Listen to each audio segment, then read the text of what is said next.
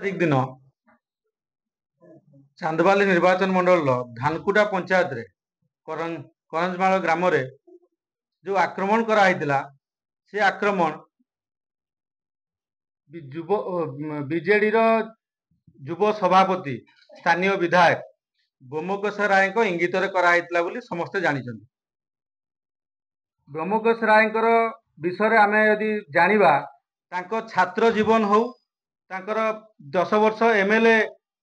सेठी थिबा अवस्था से विभिन्न प्रकार मर्डर केस तांको छात्र जीवन में से बाणी केतबल से रेवेन्सा रे पढुतिले सेतेबेले भी तांको नारे विभिन्न प्रकार क्रिमिनल एक्टिविटीज थिला बोली सेतेबेले केस हेतिला तांको नारे धଳ सामंत सहित तांको संपृक्ति नै कि तांको कथा भी विगत दिन रे बागु को आस्तिला। से एयरपोर्ट रे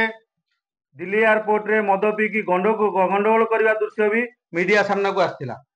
सी जने पेशादार क्रिमिनल तांको उपरे एपर्यंत पुलिस कौनसी एक्शन नहीं नाई कि तांकर प्रतिनिधि जो सरपंच एवं सरपंच पुओ पुतुरा जो मैंने अटैक करते से माने जो मंटू नायक अक्षय नायक धूषा मंडल प्रमोद नायक एमाने सबू से गंडगोल रे प्रमुख आसामी थिले। सरपंच को इंगित रे हेला ब्लूप्रिंट तैयारी हेला विधायक घरे आज पर्यंत पुलिस डीजी चुप पुलिस प्रशासन चुप ए चुप्ति पाई आमे भाबुचु कोउट ना कोउठी तमिल बाबू को हाथ अच्छी। तमिल बाबू जे ओडिशा को नवीन बाबू को गोटे घरे बंद करी जो शासन करचंती ओडिशार युवक मानू धमकेइबा बाड़ेइबा एटा खाली गोटे ओडिया युवक ऊपर माड़ हेनी एटा ओडिशा रे थिबा प्रत्येक युवक को ऊपर माड़ हेछि। को माने मारचंती एटा मारिचंती तमिल बाबू माने गोटे प्रयोजित कार्यक्रम करिकी युव मोर्चार कार्यकर्ता माने जाइथिले कैंपेनिंग करिया पई कैंपेनिंग करुवा अवस्था रे जो माने युवक अछंती से माने युवक को जागृत करूथिले जो युवक माने बाहर को दादन खटिया को जाउचंती जो युवक माने ताको अधिकार पय लड़ाई करते सबते जागृत करूथिले एटा को अभिलाष पंडा को मार जो हेला सभापति जो मार हेला ता सहित जो हम युव मोर्चा कार्यकर्ता भाई मान को मार हेला सेतुरु आमे जानि परिबा कि राज्य सरकार एवं तमिल बाबू पांड्यान बाबू चाहूचंती कि ओडिशार युवक माने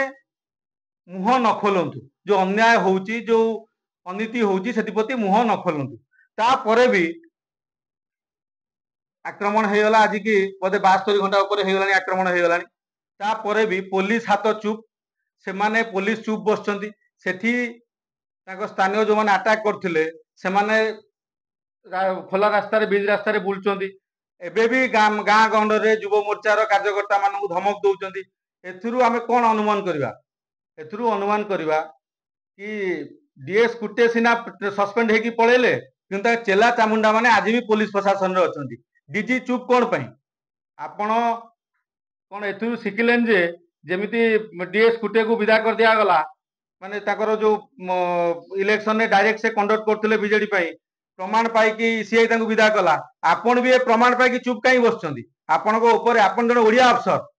आपण ओडिसा रक्त आपण देहरे बहुची तापरे भी आपण तमिल को एते काई सपोर्ट करचंती तमिल शासन को आ ए सरकार अल्प दिन रहइबो आ जून 4 परे ए सरकार जाउची आपण खोला हस्तरे जो माने अटैक करचंती हम जान देइचु विजुअल भी अछि सेमानकु आपण अरेस्ट करंतु जदि आपण अरेस्ट न करिवे आगामी दिन में जो आईन श्रृंखला परिस्थिति सृष्टि हम से आपण दायी रहिबे। आमे गत 24 घंटा समय देलु आज हेला काली दिन 11टा सुधा जदि आपण से क्रिमिनल मानू अरेस्ट न करंती आमे डीजी ऑफिस घेराव करिवु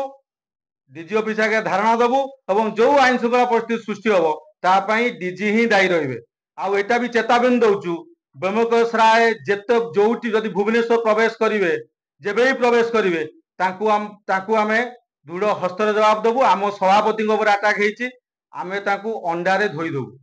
सेटा भी आपण मीडिया सामने कही रखु सी जने पेशादार अपराधी धଳ सामंत संपर्क थिला